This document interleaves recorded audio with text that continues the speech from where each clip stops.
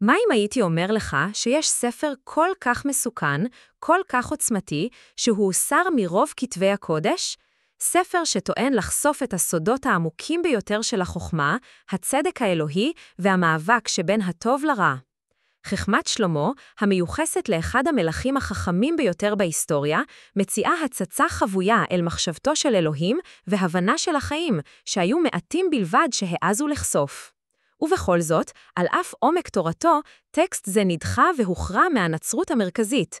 אבל מדוע? בהעמקה שלנו היום עם סיפורי תנ"ך מעמיקים, אנו יוצאים לחקור את האבן היקרה הנסתרת הזאת, ספר חכמת שלמה. ספר שמגלה מהי חכמה אמיתית, מדוע היא חיונית, וכיצד היא יכולה לשנות את הדרך שבה אנו רואים את אלוהים, את האנושות ואת היקום כולו. במהלך המסע הזה נבחן מדוע מנהיגי הכנסייה הקדומה חשבו שגילוייו מסוכנים מדי, מוארים מדי, מכדי לאפשר להם להיות מגישים לכל. ככל שנחשוף את החכמה העבודה הזו, הכון למה שלא ציפית לו, אותם חלקים בידע של שלמה שהם לא רצו שתראה. בדוק גם את התיאור המצורף לסרטון, שם תוכל למצוא קישורים לעוד פרקים בסדרה הזו, שבה אנו מביאים כתבי קודש שנשכחו לאור, ומאתגרים כל מה שחשבת שאתה יודע על החוכמה האלוהית. בתנ"ך, שלמה נחשב לאדם שניתן לו מתת של חכמה אלוהית שאין דומה לה. מלכים א' 3 ו-ט מתאר את המתנה הזו שהפכה אותו ליחיד במינו. אך ספר חכמת שלמה, שהוסר מרוב כתבי הקודש, חושף שכבות נוספות בהבנתו, שמעבר למה שמופיע בכתובים המסורתיים. כאן, החוכמה אינה רק תבונה או שיפוט נכון, היא כוח קוסמי הפונה אל לב הצדק האלוהי, שוזר את עצמו בזמן ובמציאות כדי להגן על הצדיקים ולחשוף את האמת. מה אם החוכמה, כפי ששלמה ראה אותה, היא יותר מידע או ידע? מה אם היא דרך להבין את טבעו של אלוהים ואת סודות החיים עצמם? בספר משלי, שלמה מציג את החוכמה כקול הקורא ברחובות, המבקש מן האנושות ללכת בדרך הצדק. אך בספר חכמת שלמה, החוכמה מקבלת כמעט מהות על-טבעית. היא משתקפת כאור נצחי, כרי זך המשקף את פעולתו של אלוהים, חכמת שלמה 7:26. חכמה זו אינה רק רעיון מופשט, היא מתוארת כנוכחות חיה וקדושה, הנעה ופועלת בתוך הבריאה. היא רוח של סדר אלוהי שמכוונת את המחפשים אחר האמת ומאתגרת את אלה הסוטים אל תוך החושך. היא לא שוכנת רק בשמיים, היא פונה גם לאנושות, מזמינה אותנו לקחת חלק בתוכניתו של אלוהים. מה הופך את הטקסט הזה לכל כך סנוי במחלוקת? חכמת שלמה חוצה את גבולות ספרות החכמה המסורתית בכך שהיא מאתגרת את הכוח הארצי. שלמה מזהיר את השליטים המתעלמים מן החכמה שמעשיהם יביאו עליהם נקמה אלוהית. בשונה מההרהורים הרכים יותר שבקהלת על הבל השאיפה האנושית, חכמת שלמה מתאמצת ישירות עם עוול, ומכריזה שהחוכמה עומדת כמגינת המדוכאים, ככוח המוכיח רשע ושקר. שלמה מציג את החוכמה ככוח מהפכני, כנשק אלוהי נגד עריצות, רעיון שלא ספק היה מטלטל את בעלי השררה. יסוד בולט נוסף הוא האופן שבו טקסט זה מתכתב עם סיפור הבריאה בבראשית, אך מוסיף לו פירוט רב יותר על תפקידה הקוסמית של החוכמה. בבראשית, אלוהים בורא את העולם בדיבורו, ואילו בחכמת שלמה, החוכמה מתוארת כמי שנמצאת שם מראש, מעצבת את הבריאה בדיוק ובמטרה. החכמה איננה רק תכונה של אלוהים, היא שותפה בבריאה. רעיון זה מהדהד את משלי 8, שם נאמר, הייתי שם כאשר קבע שמים. אך כאן המסר אף עמוק יותר. החכמה מוצגת כאדריכלית הבריאה, כמרקם המחזיק את הקוסמוס כולו. במובנים רבים, חכמת שלמה מרחיבה את סיפור בראשית בכך שהיא מציעה לנו מבט מאחורי הקלעים על האופן שבו פועלת חכמתו של אלוהים. חכמה זו אינה מוכנה לשתוק, היא מבקשת להגיע אלינו, לעורר את האנושות למציאות גבוהה יותר. הספר מציע שחכמה אמיתית איננה צבירת ידע או כוח, אלא התיישרות עם הצדק והחסד הנצחיים של אלוהים. החלטת הכנסייה הקדומה להוציא את הטקסט הזה אל מחוץ לכתבי הקודש נבעה אולי מטענותיו הנועזות ומהאתגר האדיר שהציב לסמכות הממסדית. שערי החכמה, כפי שהיא מתוארת כאן, אינה ניתנת לריסון, היא צו אלוהי שדורש צדק ומגנה צביעות. חזונו של שלמה על הצדק האלוהי. בעוד שתהילים ומשלים מתארים את צדק ה' כגמול לטובים ועונש לרשעים, חכמת שלמה לוקחת אותנו עמוק יותר, חושפת כיצד פועל הצדק הזה ברובד הבלתי נראה. לפי שלמה, הצדק האלוהי הוא בלתי שבור ובלתי נכנע. כמו כוח המשיכה, הוא משפיע על כל מה שנמצא בדרכו. כל בחירה, כל פעולה, מושכת אותנו או אל האור או אל החושך. הספר אינו רק רומז על תוצאות, הוא מצהיר שאין מעשה רשע שאינו נרשם. הצדק האלוהי מתואר כשופט בלתי נראה המתעד ומגיב לכל רגע ורגע. וכאן זה הופך למפחיד. חכמת שלמה מתארת כיצד הרשעים כבר נרדפים בידי בחירותיהם. עונשם אינו שמור רק לעולם הבא, הוא מתחיל כבר כעת, כייסורים פנימיים, כחוסר מנוחה מתמשך המחרסם בשלומם. הם מעונים בידי מצפונם, אינם יכולים להימלט מריקבון רוחני הפוער את תוכם ומשאירים אותם חלולים. כאילו כל מעשה של מרד בסדר האלוהי יוצר סדק נוסף בנשמתם, מפרק אותם מבפנים. בחיפושם אחר תענוגות חולפים, הם מאבדים את עצמם. שלמה כותב, כי אמרו בליבם, קצרה וחולפת היא חיינו, ונחיה ליהנות בכל טוב. חכמת שלמה בית א' עד 6. תפיסת עולם זו, הרואה בחיים רגע חולף שיש לנצל בכל מחיר, חושפת מלכודת. על פי שלמה, אלה החיים, רק למען עצמם, עיוורים למחיר הבלתי נראה שהם משלמים.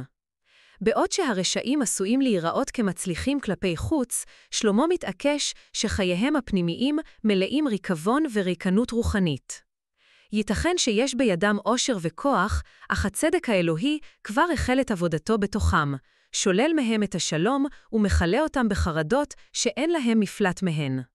השווה זאת לדבריו של ישוע מאות שנים לאחר מכן. מה יועיל לאדם אם ירוויח את כל העולם ויאבד את נפשו? מתי ט"ז 26. חכמתו של שלמה מהדהדת אמת זו, ומזהירה שהרשעה איננה רק טעות מוסרית, היא הרס עצמי. כל מעשה של מרד בסדר האלוהי זורע זרעי חורבן, הן כעת והן לנצח. חכמת שלמה אף מרחיבה ומציגה את הרשעה לא רק כסטייה מתורת אלא כהתפוררות אקטיבית של הנשמה עצמה. ובינתיים, לצדיקים, חזונו של שלמה מציע הבטחה אדירה. בעוד שהעולם עשוי לראות את סבלם כחסר טעם, חכמת שלמה מגלה שיש להם שלום פנימי. בעיני השכלים נחשבו כמתים, אך הם בשלום. חכמת שלמה ג' 2-3. נשמותיהם מבטיח שלמה קשורות בצדק נצחי שאינו נוגע בייסורים המיועדים לדוחים את דרכי לצדיקים, הצדק האלוהי איננו מפחיד, הוא משחרר. הדרך הסודית אל החכמה האמיקית. בכתבי הקודש המרכזיים, החכמה נחשבת ליסוד גדול, ובמיוחד בספר משלי, שם נאמר, יראת ראשית דעת. אולם בחכמת שלמה, תכונה אלוהית זו מתוארת ככוח עוצמתי, כמעט מיסטי, הערוג לעומק במרקם הבריאה עצמה. שלמה מסביר שהחוכמה הייתה נוכחת בראשית הזמן, יד מנחה בבריאה, המכוונת הכל אל סדרו של אלוהים. החוכמה הזו איננה רק מערכת עקרונות, היא תבונה אלוהית החודרת לכל היקום ונותנת משמעות לקוסמוס. אך כאן מגיע הטוויסט. על פי שלמה, חכמה אמיתית אינה נגישה לאלה הנשלטים בידי חושיהם. הוא מזהיר שנשמה המזוהמת בחומרנות, בחמדנות ובתענוגות שטחיים היא מכשול לאורה של החוכמה. כדי להבין זאת, הוא אומר, עלינו להסתכל מעבר לשגרה ולאמץ נקודת מבט אלוהית. כי החוכמה, הוא כותב, רוח נדיבה היא, אך לא תנקה את המגדף מחטאת מילותיו, שכן אלוהים עד למעמקי ישותו. חכמת שלמה א' 6. חכמת שלמה א' 6 מלמדת שחוכמה איננה ניתנת להבנה באמצעות שכל בלבד או כוח רצון. היא דורשת לב הפתוח אל האמת האלוהית. תורתו של ישוע בברית החדשה מהדהד רעיון זה של חוכמה אמיתית, כאשר הוא אומר, אשרי טהורי הלב, כי הם את האלוהים יראו. מתי 8. חכמתו של שלמה מרחיבה את המושג הזה ומסבירה שטהורי הלב הם אלה המכוונים את דרכם לפי החוכמה, וכך מגיעים להבנה רוחנית נעלה העולה על הידע הארצי. להיות חכם על פי שלמה פירושו לחיות בהרמוניה עם הסדר האלוהי ולשחרר את עצמנו מן התאוות הארציות. בחוכמת שלמה הוא גם מציג ניגוד חריף בין המחפשים את החוכמה לבין הדוחים אותה. הוא מכנה את הדוחים כשכלים שהתחכמו בחוסר דעת, שחיפשו תענוגות חולפים מבלי להבין את התוצאות הנצחיות, חוכמת שלמה ב' א' עד ט'. מחשבתם סגורה מן האמת האלוהית, הם רודפים אחרי מה שניתן לראות ולגעת בו, אך אינם מסוגלים להבין שהחוכמה האמיתית מצויה במישורים הבלתי נראים. שכלים אלו חיים חיים של ריקנות, רודפים אחרי צללים ומחמיצים את המציאות שהחוכמה מציעה, שלום, אמת וחיבור אל אלוהים עצמו.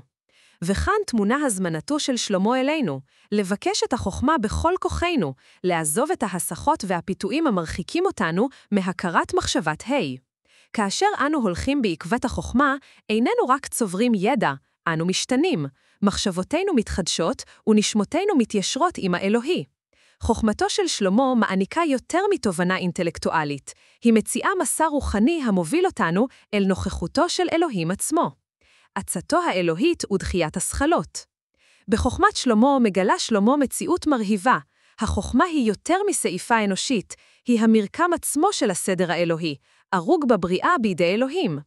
כאן החוכמה איננה עצה בלבד או ידע מעשי, אלא ישות אלוהית, בת לביאה של אלוהים, שמדריכה, שופטת ולבסוף גם מעצבת את גורל האנושות. שלמה טוען שחוכמה אמיתית מובילה להיעלמות, רעיון שממשיך להדהד בברית החדשה, שם ישוע מבטיח חיי נצח לאלו שהולכים אחריו. אך מי יכול לזכות בחוכמה זו? שלמה מזהיר שחוכמה חומקת מן המלעיגים, מן הדוחים אותה ומן השבויים בתשוקות העולם הזה. הוא מתאר בצבעים חיים את אויבי החכמה, כשכלים הלכודים באשליות של כוח, עושר ותענוגות חולפים. הם אומרים, מקרה בלבד הוליד אותנו, ואחליתנו תהיה כאילו לא היינו, חכמת שלמה ב' 2. ניגוד חריף זה בין החוכמה לסכלות חוזר גם בבשורות, שם ישוע מספר את המשל על החכמים והכסילים, אלה הבונים את ביתם על סלע האמת, מול אלה הבונים על החול הנע של אשליות העולם, מתי ז' 24-27. הדחייה של החוכמה, מזהיר שלמה, מובילה לתוצאות קשות. הוא מפרט את השקפתם של המלעיגים על החוכמה. החיים קצרים, ולכן צריך ליהנות במה שיש. חכמת שלמה ב' 6. ליבם מתקשה, ושאיפותיהם נטועות באנוכיות, בחמדנות ובגאווה, תכונות המנתקות אותם מן האלוהי. גם התנ"ך מדגיש את הסכנה שבתפיסה כזו. ישוע מזהיר מפני אגירת אוצרות אלי אדמות, ומדגיש שעושר וגאווה ארציים מובילים לעוני רוחני, מתי ו' 19-21. שלמה מחריף את הנושא, אותם שכלים עיוורים לתשוקותיהם החומריות, ובכך מחמיצים את המציאות הנצחית העמוקה שמציעה החוכמה. ואילו אלה שמקבלים את החוכמה, מוצאים עצמם בדרך של שינוי, מתיישרים עם הסדר האלוהי של אלוהים. שלמה מדבר אל ליבו של המחפש, וחושף שהחוכמה היא השתקפות של אור נצחי, מראה זכה של פעולת אלוהים ודמות של טובו, חכמת שלמה ז' 26. החוכמה היא המאפשרת לאדם לחוש את צדק את חסדו ואת אהבתו, וכך להוביל לחיים החורגים מעבר לטבעם החולף של הקיום הארצי.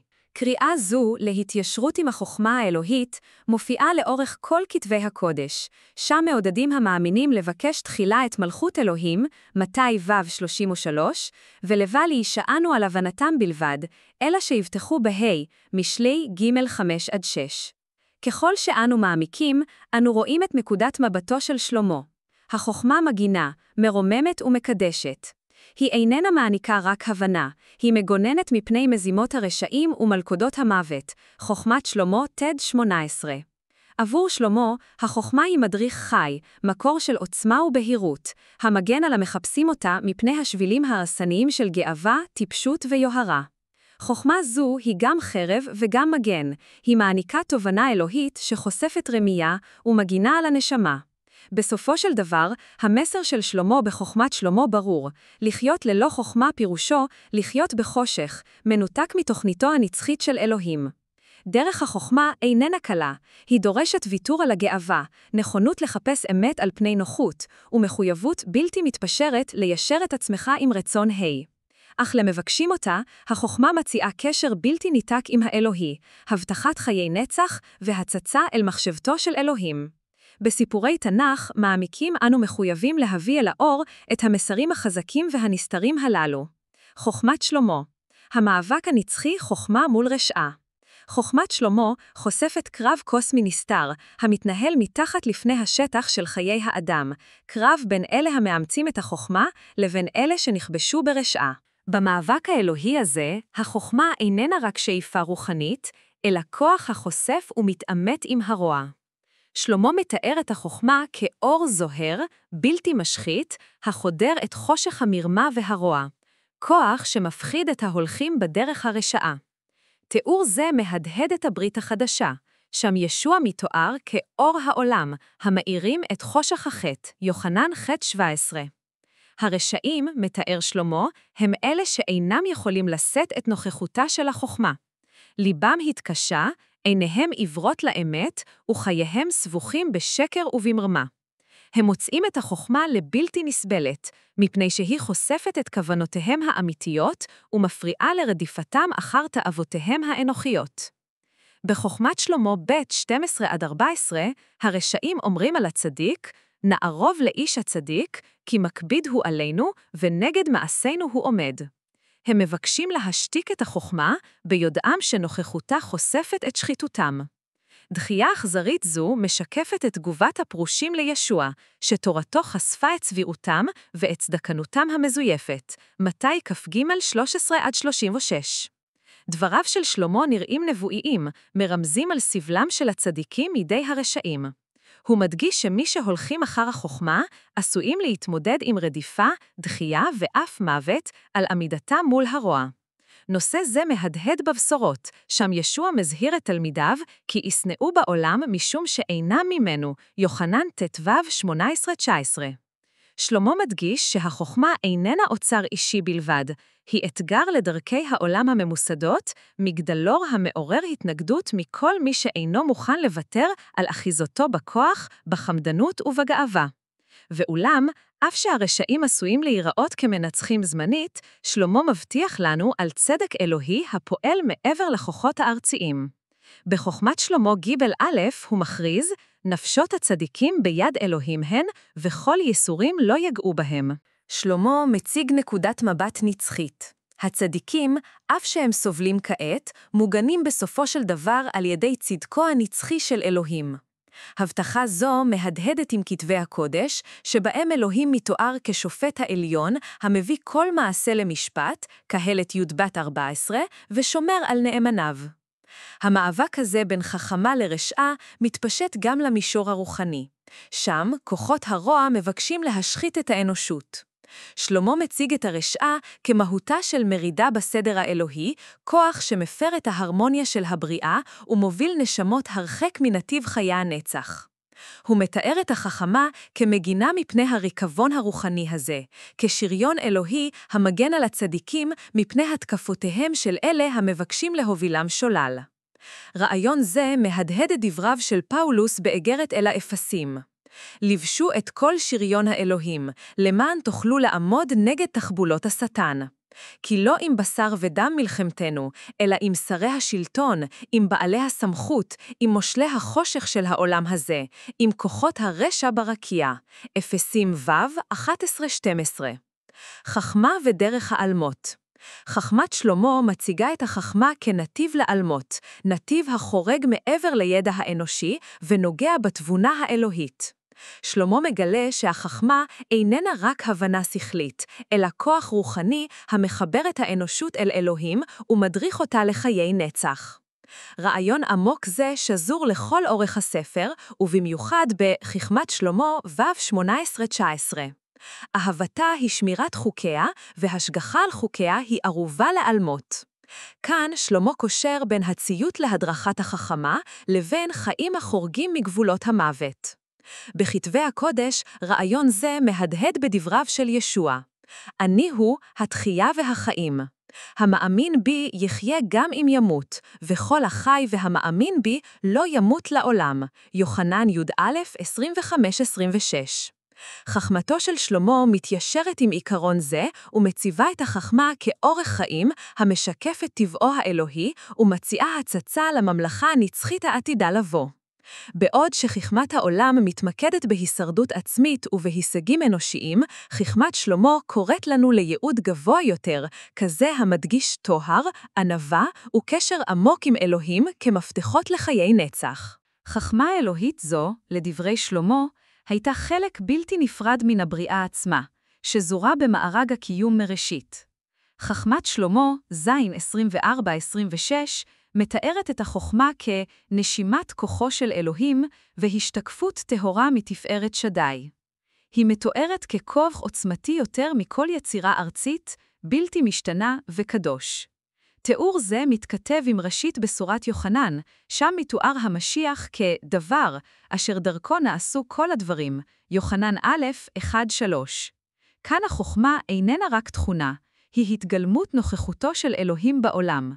שלמה מפציר בנו לבקש חכמה זו, ומגלה שמי שיחפש אותה בכל ליבו, יעבור שינוי מהותי, יחווה לידה מחדש לחיים של צדקה. באמצעות החכמה מוצאים הצדיקים הדרכה, הגנה ותחושת שליחות החורגת מעבר לדאגות העולם הזה. שינוי זה איננו רק ההימנעות מן החטא, אלא התגשמות רצון אלי אדמות. כשם שהחכמה נכחה בבריאה עצמה, כך היא ממשיכה להדריך את העולם ואת ההולכים בה לעבר תוכניתו הסופית של אלוהים. הטקסט גם מגלה שחיי נצח אינם רק עניין של מה שקורה אחרי המוות, אלא איכות חיים המתחילה כבר כעת עבור אלה החיים לפי החכמה. שלמה מציג את החכמה כמעיין חיים, המעניק שלום, שמחה ותכלית לכל מי שמאמץ אותה באמת. כאשר אנו מייסרים את חיינו עם החכמה, אנו מתחילים לחוות את טבעו הנצחי של אלוהים בתוך מעשינו, החלטותינו ומערכות היחסים שלנו. בעיני שלמה, החכמה המובילה לעלמות זמינה לכל, אך דורשת מחויבות כנה. זהו קריאה להתנגד להסחות הדעת של התאוות הארציות ולאמץ חיי ענווה, יושר ומסירות לתורת כשם ששלמה ביקש חכמה מעל עושר, כך הוא מעודד אותנו להעדיף אותה בחיינו, ומבטיח שבכך נתקרב אל אלוהים ואל חיי הנצח שהוא מציע. תפקיד הצדק האלוהי. בחכמת שלמה, הצדק האלוהי מתואר ככוח העליון השולט ביקום, חורג בהרבה ממערכות החוק האנושיות. שלמה מגלה שצדק פועל לא רק על המעשים הגלויים, אלא על הכוונות והלבבות. זהו רעיון מהפכני, המעתיק את המוקד מהציות החיצוני להתיישרות פנימית עם רצון כשם ששלמה ביקש חכמה מעל עושר, כך הוא מעודד אותנו להעדיף אותה בחיינו, ומבטיח שבכך נתקרב אל אלוהים ואל חיי הנצח שהוא מציע. תפקיד הצדק האלוהי. בחכמת שלמה, הצדק האלוהי מתואר ככוח העליון השולט ביקום, חורג בהרבה ממערכות החוק האנושיות. שלמה מגלה שצדק פועל לא רק על המעשים הגלויים, אלא על הכוונות והלבבות. זהו רעיון מהפכני, המעתיק את המוקד מהציות החיצוני להתיישרות פנימית עם רצון שלמה מדגיש שהצדק האלוהי מושתת על חכמה, חמלה והסדר הטבעי שאלוהים קבע. הצדיקים המיישרים עצמם עם צדק זה מוצאים חן בעיני ואילו הרשעים נתפסים כמי שאינם בהרמוניה עם הבריאה עצמה. צדק זה אינו שמור רק לעולם הבא, שלמה מתעקש שצדק פועל בזמן אמת, מתגמל את המחפשים את החכמה ומעניש את הרשעים. כך, בחכמת שלמה ג'-א-5 מתוארים נשמות הצדיקים ביד אלוהים, בטוחות מפגע, גם כאשר העולם רואה בהן סובלות. רעיון זה מהדבד עם דברי פאולוס. יודעים אנו כי לאוהבי אלוהים, לכל הנקראים לפי עצתו, הכל פועל לטובתם רומים ח' 28. כאן הצדק האלוהי נתפס כהגנה על הצדיקים, מגן החורג מעבר לניסיונות וצרות העולם. שלמה גם מציב ניגוד בין צדק זה לבין מערכות המשפט הפגומות של בני האדם. הוא מתאר כיצד הרשעים עשויים להיראות כמשגשגים זמנית, אך הצלחתם היא ברת חלוף ומעוקפת בסופו של דבר ביד הצדק העליון של אלוהים. בחכמת שלמה ה-8-13, שלמה מתאר את סופם של הרשעים, כאשר מאוחר מדי הם מבינים את הריקנות שבשאיפותיהם. תפיסה זו מהדהד עם דברי תהילים. כי יודע דרך צדיקים ודרך רשעים תאבד, תהילים א' 6. כאן הכוח הארצי של הרשעים מושווה אל מול הצדק הנצחי של אלוהים וחושף את החלל שבחיים הנעדרים מדרכיו. בדבריו, שלמה מדגיש גם את מרכיב החמלה שבצדק האלוהי. הוא מזכיר שאלוהים סבלני, מעניק אף לרשעים זמן לשנות את דרכם ולבקש חכמה. צדק רחום זה מתיישר עם דברי פטרוס. לא יתממע בקיום הבטחתו, אלא ארך אפיים הוא כלפיכם, כי לא יחפוץ שאיבד איש, אלא שכולם יבואו לידי תשובה. פטרוס ב' ג' 9. צדק כפי שמסביר שלמה, איננו רק עניין של גמול ועונש, אלא גם של תיקון. הוא מציע לכל נשמה הזדמנות ליישר את דרכה עם החכמה האלוהית. בסופו של דבר, תיאורו של שלמה את הצדק האלוהי משמש גם כהזהרה וגם כעידוד.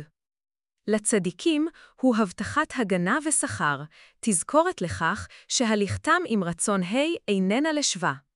לרשעים הוא קריאת התעוררות ליישר את חייהם בטרם יהיה מאוחר מדי. לצדיקים, הצדק האלוהי הוא הבטחת הגנה ושכר, תזכורת לכך שההתיישרות עם רצון איננה לשווה. לרשעים הוא משמש קריאת התעוררות ליישר את חייהם בטרם יהיה מאוחר מדי. תיאור זה של הצדק חורג מעבר לגמול ועונש פשוטים. זהו הזמנה לכניסה אל מערכת יחסים עם אלוהים, לחיות בהרמוניה עם רצונו, ולחוות את השלום ואת התכלית הנובעים מחיים המתיישרים עם החכמה האלוהית. תפקידה של החכמה בבריאה ובטבע. חכמת שלמה מציגה את החכמה לא רק כהבנה אנושית, אלא ככוח אלוהי פעיל השזור במרקם הבריאה עצמה. שלמה מציע שחכמת אלוהים היא חלק אינטגרלי מתכנון היקום, עיקרון מארגן שמעצב ומקיים את כל הדברים. זוהי תפיסה מהפכנית, המציגה את החכמה ככוח חי ולא כתכונה פסיבית.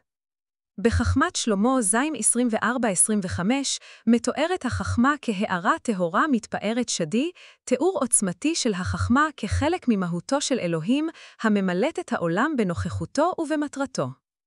דבר זה מתיישב עם פסוקים במשלי ח', שם החכמה מתוארת כדמות אישית האומרת: בהכינו שמיים, שם אני, בחוקו חוג על פני תהום, בקבעו ענני ממרום, באזו מעיינות תהום, בקבעו לים חכו, ומים לא יעברו פייו, בחוקו מוסדות ארץ, משלי ח' 29-29. האנשת החכמה כשותפה הבריאה מהדהדת גם בכתבי שלמה, המדגיש שהחכמה התקיימה עוד לפני הכל ופעלה עם אלוהים כדי להביא סדר מתוך כאוס. הסדר האלוהי שעליו מדבר שלמה איננו סטטי, זהו תהליך מתמשך שבו החכמה ממשיכה להחזיק ולהדריך את כל הבריאה, משקפת את רצונו האלוהי הבלתי משתנה אך הדינמי. יתרה מזו, חכמת שלמה מגלה שהחכמה איננה רק חלק מן הבריאה, אלא גם דרך לאנושות להבין ולהתחבר אל הבורא. בחכמת שלמה י"ג 5 נאמר, כי מגדולתן ויפיין של נבראות אפשר להבין את בוראן. כאן הופך הטבע למראה המשקפת את החכמה האלוהית בעבור המחפשים אותה. רעיון זה מהדהד באיגרת פאולוס אל הרומים. מבריאת העולם ואילך נראים היטב תכונותיו הבלתי נראות של אלוהים, כוחו הנצחי ואלוהותו, ומובנים מתוך מעשיו. רומים א' 20. שני המקורות מאשרים כי בהסתכלות בבריאה יכולים בני האדם לזהות את החכמה ואת כוחו של אלוהים. שלמה גם מציב ניגוד בין הבנה זו לבין אלה שאינם תופסים את הסדר האלוהי. הם רואים בטבע ישות נפרדת מבוראו, עובדים את הבריאה במקום את הבורא, ונופלים לאלילות ולחומרנות. נושא זה מופיע גם ברומים א' 25. המירו את האמת של אלוהים בשקר, והשתחוו ועבדו את הבריאה במקום את הבורא. לדעת שלמה, החכמה מובילה את האדם ליראת דרך הטבע, לא להערצת הטבע עצמו. חוסר ההבחנה מביא לעיוות בהשקפת העולם, המנתק את האדם ממקור החכמה האמיתית ומן התכלית האלוהית. לבסוף, דברי שלמה מדגישים שהחכמה נגישה לכל מי שמבקש אותה בכנות. הוא מתאר את החכמה כמדריכה וחברה נצחית לאלה החיים בצדקה. תיאור זה מהדהד עם דברי יעקב. אם יש לאחד מכם מחסור בחכמה, יבקש מאלוהים הנותן לכולם בנדיבות ובלי תוכחה, והיא תינתן לו.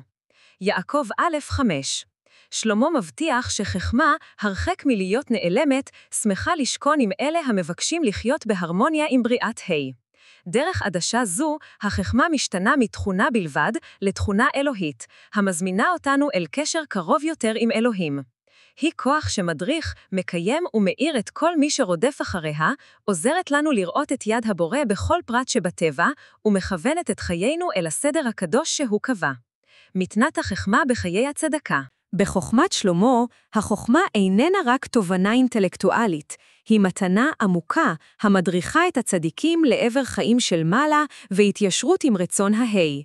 שלמה מתאר את החוכמה כמקור וכמנוף לחיים קדושים. חוכמה אלוהית זו מוצגת כסיוע לצדיקים, מגינה עליהם ומובילה אותם לבהירות מוסרית. בחוכמת שלמה, יוד מתוארת החוכמה כדמות המתערבת בחיי הנאמנים, מצילה אותם מסכנות ומדריכה אותם דרך מבחנים. היא מצילה את הבוטחים בהי וממחישה את תפקידה הפעיל בהגנה על הצדיקים. התנ"ך מחזק רעיון זה במקומות רבים, ובמיוחד בספר תהילים. כי ייתן חוכמה, מפיו דעת ותבונה, יצפון לישרים תושיע, מגן להולכי תם. משלי ב' 6-7. כאן מתוארת החוכמה כמגינה אלוהית, מגן לאלה ההולכים בצדקה. דבר זה תואם באופן מושלם את הצגתו של שלמה את החוכמה כסנגורית של הישרים, ומרמז שהחוכמה איננה מושג מופשט בלבד, אלא כוח רוחני הפועל ממש בחיי המאמינים. יתרה מכך, החוכמה היא מצפן מוסרי המסייע לצדיקים להבחין בין טוב לרע. שלמה כותב שהחוכמה מלמדת מתינות וזהירות, צדק וגבורה, ואין דבר בעולם המשתווה לאלה, חוכמת שלמה ח' 7. רעיון זה מהדהד את דבריו של פאולוס באגרת אל הגלטים. פרי הרוח הוא אהבה, שמחה, שלום, אורך רוח, נדיבות, טוב לב, אמונה, ענווה וריסון עצמי. גלטים ה' 22-22. חוכמתו של שלמה אם כן איננה רק ידע, היא כוח משנה חיים, המחדיר במאמין מידות אלוהיות, ומיישר את מעשיו והחלטותיו עם הסטנדרטים המוסריים של אלוהים. לפי שלמה, החוכמה מובילה את הצדיקים דרך קשיי החיים, מחזק אותם כנגד פיתויים ופשרות מוסריות. הספר מדגיש שהדרכת החוכמה עוזרת לצדיקים לשמור על יושרתם גם כאשר הם מוקפים בשחיתות. הדבר ניכר בחוכמת שלמה ג' א', ונפשות הצדיקים ביד אלוהים הן, וכל יסורים לא ייגעו בהם. פסוק עוצמתי זה מלמד שהחוכמה איננה מגינה על הצדיקים מפני כל סבל, אלא מבטיחה שנשמותיהם תישארנה בלתי נפגעות גם בעיצומו של הקושי. זה מתאים לקורינתים א', י' 13. נאמן הוא אלוהים, אשר לא יניחכם להתנסות מעבר ליכולתכם. יתרה מכך, החוכמה מתוארת ככוח המעניק שלום לצדיקים, שלווה פנימית שאיננה מופרעת על ידי כאוס חיצוני. בחכמת שלמה ז' 27 מתוארת החוכמה כמי שמחדסת את כל הדברים, ומעניקה לצדיקים חוסן ושלווה בעולם מלא מהומות. הדבר מהדהד את הבטחת ישעיהו. יצר סמוך תיצור שלום שלום, כי בך בטחו. ישעיהו כ"ו 3. חכמת שלמה מזמינה את המאמינים לטפח תחושת שלום עמוקה, כזו העולה מעל דאגות העולם, ונשענת על ההבנה אלוהית. לפיכך, החוכמה איננה רק ידע, היא מתנה קדושה, המובילה את המאמינים אל צדקה, בהירות מוסרית ושלום פנימי. תפקידה של החוכמה בעמידה מול פיתוי ורוע. חכמת שלמה מציגה את החוכמה כמגינה אלוהית מפני פיתוי ורשע, ומדגישה שמי שמאמץ את החוכמה מוגן מהשפעות החטא. החוכמה מתוארת ככוח פעיל, המעניק הבחנה וכוח לעמוד בפני מכשולים מוסריים. שלמה מסביר שהחוכמה נכנסת לנפש הצדיקים והופכת אותם לידידי אלוהים, חכמת שלמה ז' 27, ובכך היא לא רק מיישרת אותם עם העקרונות האלוהיים, אלא גם פועלת כהגנה מפני החטא. בכתבי הקודש, רעיון זה מקביל לפסוק, אם יש לאחד מכם מחסור בחכמה, יבקש מאלוהים הנותן לכל בנדיבות ובלי להטיח אשמה, והיא תינתן לו, והיא תינתן לו. כאן הקשר בין חוכמה לבין היכולת להבחין ולעמוד מול פיתוי ברור. החוכמה מעניקה למאמינים מצפן מוסרי חד בעולם מלא חטא. שלמה אף מרחיב את הרעיון. נוכחות החוכמה בתוך הנשמה היא אור מנחה, המראה לצדיקים את דרך המעלה ומזהירה אותם מפני מלכודות הרוע. פסוק עוצמתי זה מלמד שהחוכמה איננה מגינה על הצדיקים מפני כל סבל, אלא מבטיחה שנשמותיהם תישארנה בלתי נפגעות גם בעיצומו של הקושי. זה מתאים לקורינתים א', י' 13. נאמן הוא אלוהים, אשר לא יניחכם להתנסות מעבר ליכולתכם. יתרה מכך, החוכמה מתוארת ככוח המעניק שלום לצדיקים, שלווה פנימית שאיננה מופרעת על ידי כאוס חיצוני. בחכמת שלמה ז' 27 מתוארת החוכמה כמי שמחדסת את כל הדברים, ומעניקה לצדיקים חוסן ושלווה בעולם מלא מהומות. הדבר מהדהד את הבטחת ישעיהו. יצר סמוך תיצור שלום שלום, כי בך בטחו. ישעיהו כ"ו 3. חכמת שלמה מזמינה את המאמינים לטפח תחושת שלום עמוקה, כזו העולה מעל דאגות העולם, ונשענת על ההבנה אלוהית. לפיכך, החוכמה איננה רק ידע, היא מתנה קדושה, המובילה את המאמינים אל צדקה, בהירות מוסרית ושלום פנימי. תפקידה של החוכמה בעמידה מול פיתוי ורוע. חכמת שלמה מציגה את החוכמה כמגינה אלוהית מפני פיתוי ורשע, ומדגישה שמי שמאמץ את החוכמה מוגן מהשפעות החטא.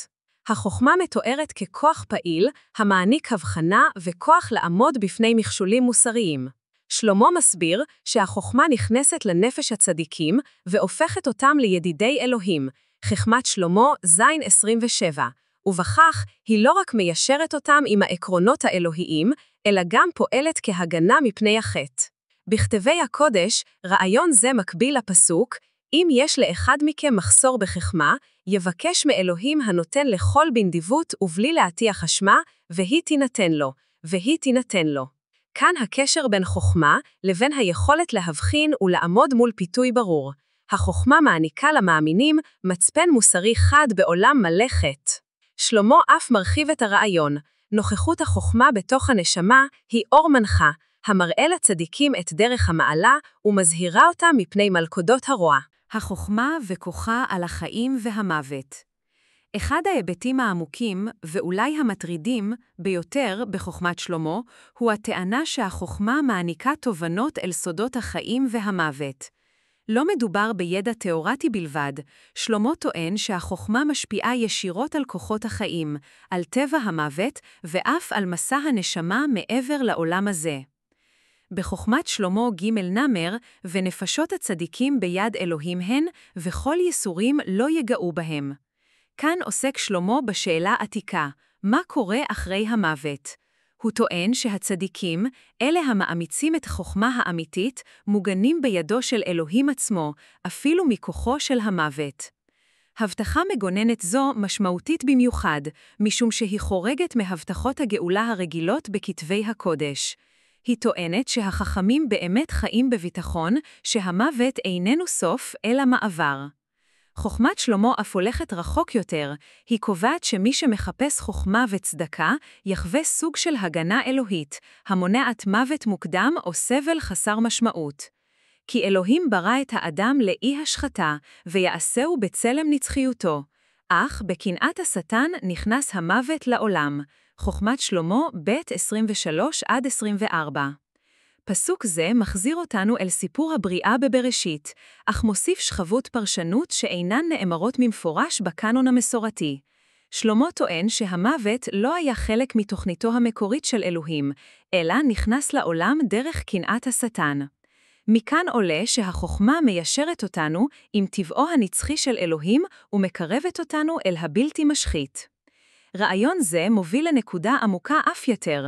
החוכמה, לפי שלמה, מסוגלת להגן על המאמינים מפני פחד המוות, בכך שהיא מחברת אותם אל מציאות נצחית גבוהה יותר. הוא מוסיף, ובעת פקודתם יזהירו וידלגו כזיקים בין הקש. חוכמת שלמה ג' 7. כאן מצייר שלמה תמונה חיה של הצדיקים לאחר המוות, נעים כאורות בתוך החשיכה, חופשיים ובלתי כבולים. החכמים לדבריו הופכים לחלק מממלכה טרנסצנדנטלית, רעיון המהדהד תיאורים מאוחרים יותר בברית החדשה, של תחיית המתים וחיי הנצח. מה שהופך רעיון זה למאתגר, ואולי לסיבה שגרמה לדחייתו בידי מנהיגים נוצריים קדומים, הוא שחוכמת שלמה מציעה תפיסה מורכבת בהרבה של העולם הבא, ומרמזת על כוח רוחני שהחוכמה עצמה מעניקה. דבר זה מרמז שהחוכמה איננה רק מדריך לחיים, אלא מפתח לחרוג מהכיור הארצי כולו. הברית החדשה מהדהדת רעיון זה בעדינות, במיוחד בספר ההתגלות, שם מתוארים הצדיקים כחיים מעבר למוות, שולטים עם המשיח בממלכה חדשה, ההתגלות כף 4-5. שני המקורות מצביעים על כך שהמוות איננו הפרק האחרון לאמונה, אלא מעבר למשהו גדול בהרבה. למאמינים המחפשים חוכמה, חוכמת שלמה מספקת הבטחה עוצמתית ומלאת תקווה. החוכמה האמיתית מביאה אותנו פנים אל פנים עם סודות החיים והמוות, ומדריכה אותנו אל הנצח. זוהי טענה נועזת, המזמינה אותנו לראות מעבר למה שחולף, אל הנוף הנצחי של תוכניתו הסופית של אלוהים. החוכמה כמגן אלוהי נגד הרוע. בחוכמת שלמה, החוכמה איננה רק מדריך לחיים של צדקה, היא כוח מגן, שריון אלוהי מול כוחות הרשע המבקשים להשחית או להשמיד. שלמה מציג את החוכמה כמגן קדוש, כוח שלא רק מאיר את הדרך, אלא גם מגן על מי שמחזיקים בה. הטקסט מציע נקודת מבט מעוררת השראה על תפקידה של החוכמה במאבק נגד כוחות רוחניים, כשהיא מוצגת כנשק עוצמתי במלחמה מול הרוע. שלמה כותב, כי רוח נדיבה היא החוכמה, ולא תנקה מחרפה שפת נועץ, כי עד ראיית כליותיו עד אלוהים, חכמת שלמה א' 6. כאן מתוארת החוכמה ככוח מבחין וצודק, נוכחות שמגינה אך גם מחזיקה את האדם באחריות. בניגוד לשריון העולם, הכבד והמגביל, החוכמה האלוהית היא גם מגן וגם רוח עדינה, המאפשרת לצדיקים ללכת בענווה ובו בזמן לעמוד איתן מול החושך. חכמת שלמה מדגישה שוב ושוב שהחכמה מעניקה למאמינים תובנה לגבי כוונותיהם של אחרים, ואת הכוח להתנגד להשפעות מושחתות. רעיון זה מהדהד בברית החדשה, שם פאולוס כותב, לבשו את כל שריון האלוהים, אפסים ו-11, ומציג את החכמה כחלק חיוני בשריון זה. באופן זה, חזונו של שלמה לגבי החכמה כמגן מתיישב עם תורתם של כתבים מאוחרים יותר, המדגישים הבחנה רוחנית והגנה אלוהית. בחכמת שלמה ו-10 הוא כותב, כי השומר חוקי החכמה לא ירא לעולם. פסוק זה מדגיש שמי שהולך בדרך החכמה, אין לו סיבה לחשוש מהרע סביבו, מפני שהחכמה עצמה מגינה עליו. זוהי הבטחה יפהפייה, המהדהד עם מזמור תהילים כ"ג, גם כי אלך בגיא צלמות לא אירא רע, כי אתה עמדי. כאן החכמה משמשת כנוכחות האלוהית ההולכת לצד המאמין, יוצרת קשר בלתי ניתק עם הגנתו של אלוהים. הטקסט אף מדבר על יכולתה של החכמה להעניק עוצמה ואומץ ברגעי מבחן, באומרו שהחכמה הצילה איש צדיק בשעה שהרשעים עבדו, חכמת שלמה י' 6. פסוק זה מתייחס לנוח ולמבול, שם החכמה הדריכה והגנה על הצדיק, בעוד הדין נפל על הרשעים. באמצעות דוגמה זו, שלמה ממחיש שהחכמה לא רק מאירה את נתיב הצדק, אלא גם מצילה בפועל את הנאמנים, אפילו בתנאים הקשים ביותר. תפיסה זו של החכמה ככוח מגן פעיל מוסיפה עומק ייחודי להבנתנו את ההגנה הרוחנית. בעוד שראיות רגילות מתמקדות בידע ותבונה, שלמה מתעקש שהחכמה גם פועלת כמגינה מפני איומים מוחשיים ורוחניים כאחד. היא איננה עומדת מן הצד, אלא מתערבת, מצילה ומחזקת את הנשמה, ומכינה אותה לכל מאבק. בספר משלי אנו רואים דימוי דומה, עץ חיים היא למחזיקים בה, ותומכי המאושר, משלי ג' ח' ב'. שני הטקסטים מציעים שהחכמה היא הרבה יותר מהבנה שכלית, היא נוכחות חיה ורבת עוצמה, הפועלת בחיינו, מעניקה הן הגנה והן כוח. בהתבוננות בכך, מתברר מדוע חכמת שלמה נחשבה לסנויה במחלוקת בעיני מנהיגי הכנסייה הקדומים. תיאור החוכמה ככוח אלוהי מגן מאתגר את ההשקפה הרווחת שחכמה היא אינטלקטואלית בלבד. במקום זאת, שלמה מציג אותה כמשתתפת פעילה במלחמה הרוחנית שעומדים בה כל המאמינים. החכמה כנתיב להיעלמות. חכמת שלמה לוקחת אותנו לעומק נוסף של ייעודה של החכמה, בכך שהיא לא רק מדריכה ומגוננת, אלא גם מובילה אל ההיעלמות. רעיון זה היה מהדהד בעוצמה בקרב קהל קדום, שכן הוא מחבר בין חיי נצח לבין החתירה אחר החכמה האלוהית. עבור שלמה, החכמה איננה רק כלי לחיים עלי אדמות, היא גשר אל הנצח, ירושה שמעבר לקבר. שלמה אומר, כי לא להשחתה ברא אלוהים את האדם, ויעשהו בצלם נצחיותו. חכמת שלמה ב' 23. כאן הוא מצייר תמונה מרהיבה של ייעודו המקורי של האדם, להיוולד אל חיי נצח, חולק בטבעו הנצחי של אלוהים. אלא שהחטא והטיפשות ניתקו את החיבור האלוהי הזה. החתירה אחר החכמה מוצגת אף הוא כחזרה אל המצב המקורי והטהור. שלמה מרמז שבקבלת החכמה אנו משיבים לעצמנו את מקומנו בתוכניתו הנצחית של אלוהים. נושא זה של אלמות באמצעות חכמה מהדהד עם דברי ישוע בברית החדשה. כל השותה מן המים אשר אתן לו, לא יצמא לעולם, כי המים אשר אתן לו, יהיו בו למעיין נובע לחיי עולם. יוחנן ד' 14. בעוד שישוע מציג את האמונה כנתיב לחיי נצח, שלמה מתאר את החכמה כדרך אל אותה מטרה עצמה, מחזק את הרעיון שהחכמה האמיתית מיישרת אותנו עם רצון ומעניקה לנו מקום במלכותו. בחוכמת שלמה ו' 18 שהוא כותב, אהבתה היא שמירת חוקיה, והשגחה על חוקיה היא ערובה להיעלמות. כאן הופך החתירה אחר החוכמה לדרך לשמור על נשמותינו הנצחיות. בבחירת חיים המתיישרים עם חוכמת אנו מבטיחים לעצמנו מקום בתוכניתו הנצחית, הרחק משחיתות העולם. הטקסט מלמד שחיי נצח אינם מתנה הניתנת בסוף הדרך בלבד, אלא ארוגים לתוך קיומנו כבר עתה, כאשר אנו הולכים בדרך החוכמה. רעיון האלמות דרך חוכמה מתחבר גם עם ספר משלי, בערך צדקה חיים ודרך נתיבה אלמות, משלי י"ב 28. התאמה זו בין חוכמת שלמה לבין משלי מציגה תפיסה אחידה בין כתבי הכענון לבין הטקסטים שנדחו, החוכמה מובילה אל חיים, חיים נצחיים החורגים מהמוות הארצי. סביר להניח שזה היה אחד הגורמים לכך שחוכמת שלמה נחשבה לשנויה במחלוקת בעיני מנהיגי הכנסייה הקדומים. ההתעקשות שחיי נצח מושגים דרך חוכמה לבדה עלולה להיחשב כאתגר לדוקטרינות הנוצריות המוקדמות שהתמקדו בישועה באמצעות האמונה במשיח. עם זאת, דבריו של שלמה מציעים נקודת מבט מרתקת. החוכמה עצמה היא מתנתה אלוהית, שנועדה להדריך אותנו חזרה אל מלכות הנצחית. הבטחת האלמות דרך החוכמה מעניקה לנו גם סיבה עמוקה לשאוף אליה בחיינו. זהו קריאה לבקש חוכמה, לא רק כאמצעי להבנת סודות החיים, אלא כנתיב אל האלוהי, חזרה אל מהותנו הבלתי משחיתה. פרספקטיבה זו מרוממת את החוכמה מעבר לידע, אל ירושה כבשה, המחברת אותנו אל ליבו של תוכנית הנצחית. החוכמה והצדקה, חיים בהרמוניה עם הצדק האלוהי. חוכמת שלמה איננה מציגה את החוכמה רק כנתיב לידע ולאלמות. היא מחברת בין החוכמה לבין הצדקה, ומדגישה שחוכמה אמיתית מובילה בהכרח לחיים צודקים וישרים. הטקסט הקדום הזה מבהיר שחוכמה וצדקה אינן נפרדות, ומתאר תמונה חיה של משמעות חיים המיושרים עם הצדק האלוהי.